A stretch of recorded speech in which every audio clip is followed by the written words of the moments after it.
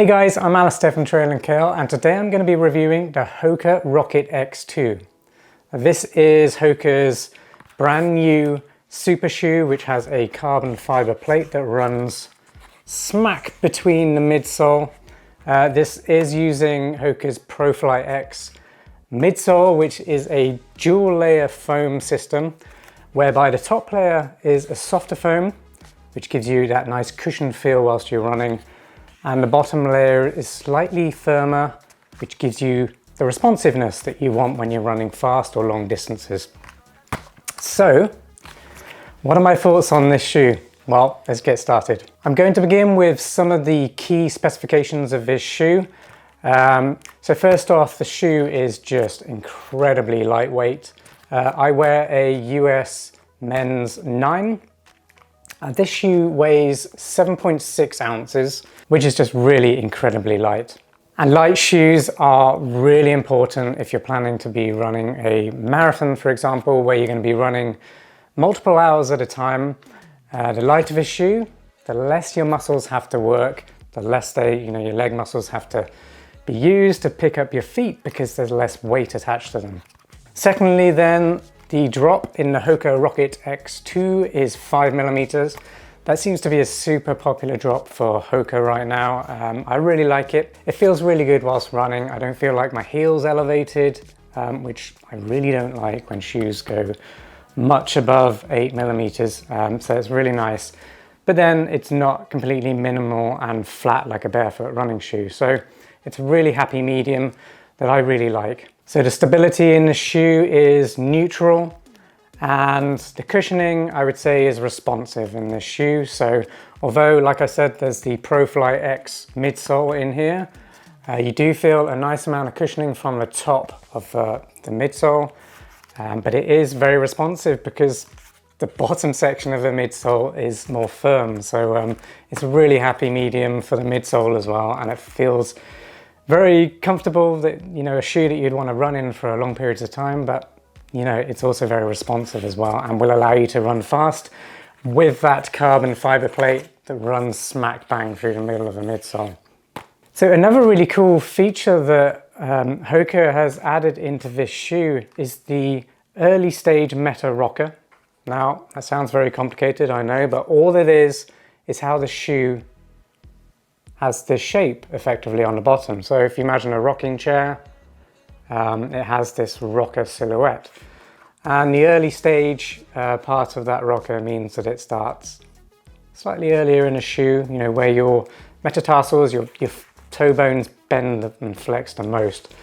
So what that does is allow your sort of toes to bend nicely, but also the rocker allows your foot to sort of hit the ground and then roll back off as you're running through your running cadence and your running form. So that makes your running form more efficient effectively. So when you combine that with the carbon plate and the ProFly X midsole, you get a really, really nice recipe for an efficient running shoe that's responsive, cushioned, and fast. I mean, it's super propulsive. That carbon fiber plate, the whole reason for a carbon fiber plate is that it stores energy when you kind of flex it, and then it releases that energy as you leave the ground. So inevitably, carbon fiber plates will make you faster. There's absolutely no doubt in my mind that they make you faster.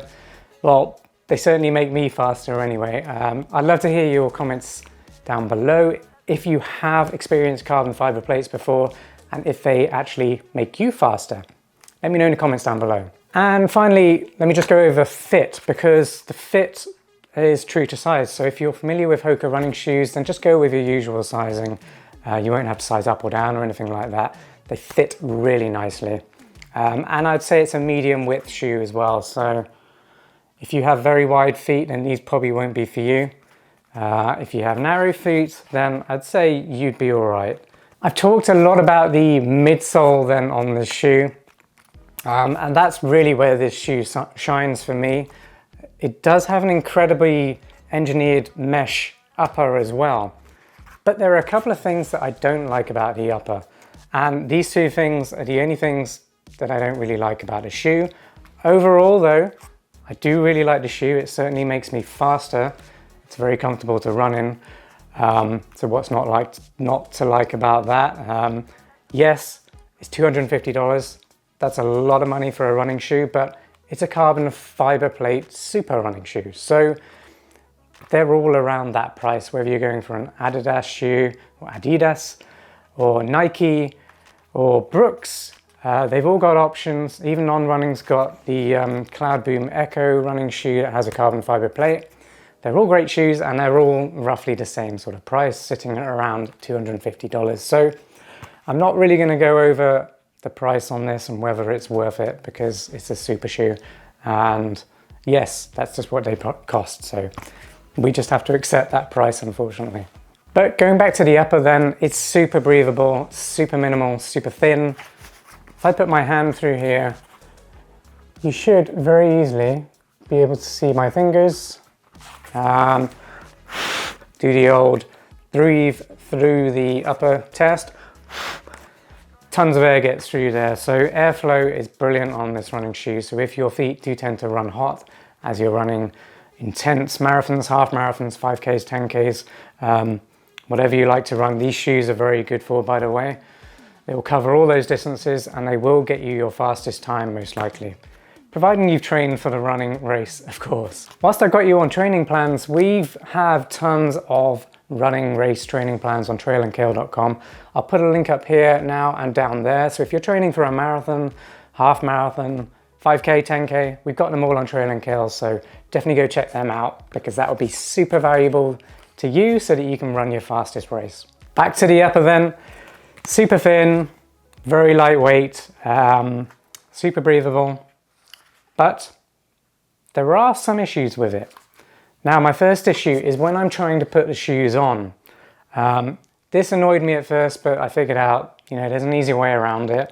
And I think I can live with it for a shoe that makes me run the fastest I run. So the issue is, if your laces are done up like so, many of my shoes, I don't have to really undo these laces a lot to be able to get my feet in. I mean, why should you have to? The upper should really stretch and allow your feet just to slip in there.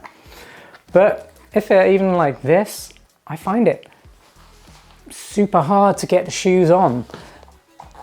And the reason for that is because the upper is super lightweight, it's very thin. I wouldn't call it flimsy because it is durable and it's hard wearing. So, but the problem is it does flex. Look, I mean, it's so thin. Look how thin this is. Now this is a good thing, it's a high-end premium racing shoe, so it has to be lightweight, it has to be minimal. But when you're trying to put them on, this does flex under your foot. So it kind of closes in on itself and it's just very hard to get your feet in. Imagine a rubberized sock trying to get that on. It kind of grips to your foot as you're putting it in. So all you have to do is to get around that is just really loosen up your laces. Yeah, a little bummer, but sometimes we have to do things differently if we want to get a better result. So loosen them up like so, and then you can just get them on. I never thought I'd be showing people how to put a shoe on, but the HOKA Rocket X2 has brought me to this. The next point that I don't really like about the upper is this heel counter towards the back. So, as I said before, it's kind of flexible, but there's two materials here. There's a very thin kind of, I'm not sure what you would call it, chamois type material. And then a slightly more rigid one here, which is the blue section. So sometimes, or with my first run at least, this flap would come down and it would leave a little bit of a rubbing section at the back here, which would kind of rub on my sock. And if you read my in-depth full review on Trail and Kale, I've got pictures on there of what it's done to my sock. It's kind of ruffled up the fabric and made it kind of splay a bit. Again, I figured out why that was happening. Now, I normally don't have to do this, but I had to pay extra care to how tight the laces were done up. So Normally with these minimal shoes, I don't like to do them up too tightly because the laces can have a tendency to sort of dig into the top of your foot because the tongue is so thin. So my first run, I did them up kind of as I normally would, and I had that issue with the heel and it was kind of rubbing a bit. So my second run, I tightened them up more than I usually would. And actually, to my surprise and my delight, I didn't actually get any kind of pressure from the laces on top. My foot didn't really feel like it was being constricted in any way. And actually that did help my foot get locked in place, and I didn't have the issue towards the heel counter. Again, an issue that I'm imagining a lot of people who buy this shoe are going to come across, but I just want to let you know it is very easily solvable just by changing the tension of the laces. Okay, that's the two downsides out of the way. They're really quite minimal and they are fixable. So I'll move on and quickly talk about the outsole. So the HOKA Rocket X2 has a durabrasion outsole and it is zoned. So as you can see here, the section I'm referring to is the orange parts of the outsole where the grip is.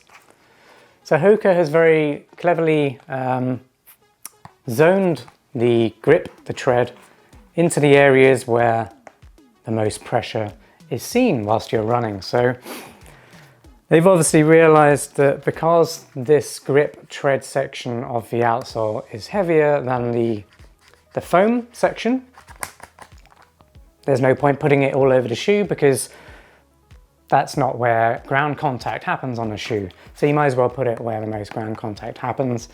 And it works really well. And so far the shoe is holding up really well. The durability in the outsole, the durabrasion bit where the orange section is, the tread, is holding out really well. So very impressed there. All right, so what do they actually like to run in? That's the most important question. Well, this is an incredible shoe. I mean, it's super lightweight, weighs absolutely nothing, and you feel it when you're running for, you know, a while. Your legs feel less tired for various reasons. It's very lightweight.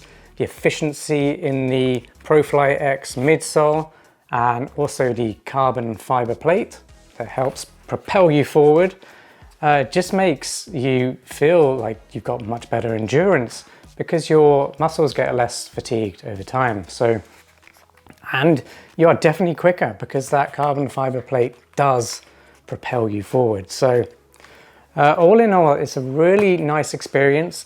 It feels cushioned enough, but also it's got the responsiveness, and that's the ProFly X midsole doing its thing there. The upper fits very well. It hugs your feet very well. It has great breathability, so there's plenty of airflow through the shoe. Temperature regulation is good, and I don't feel like my feet are getting hot. It's spring here in California, USA, so it's going to be getting very hot very soon, so I'm excited to keep running in this shoe. Yes, I'm keeping the shoe. I'm enjoying it that much, so I'm probably going to reserve it for those tempo runs, maybe speed workouts and racing, but it's definitely staying in my rotation because I haven't quite experienced a carbon plate running shoe like this before, and that's saying a lot. So congratulations to HOKA for creating a really nice shoe here. Please try and fix those couple of issues at the top, and then I'm pretty sure you've got a very near perfect running shoe. Well, thank you for watching my HOKA Rocket X2 shoe review. I hope it gave you some insights into how the shoe performs, some of the key features, some of the things I like, some things I don't like. If you want more images of me running in these shoes, what they're like on my feet, definitely go visit trailandkale.com. I'll pop a link up here. I've got a really in-depth review of these running shoes, more insights and thoughts into the shoe. So if you are looking to invest $250 of your hard-earned cash into these running shoes, definitely go read that review. Hopefully it will get you excited about the shoes and let you know what you're in for, good and bad. But overall, on a whole, I'm giving this shoe a thumbs up and I really like it. So Let me know if you've got any questions in the comments down below. Please give this video a like if you enjoyed it, share it with a friend if they're looking to buy a high performance running shoe like this. And consider subscribing to our channel for more running shoe reviews just like this. Thanks for watching, I'll see you next time.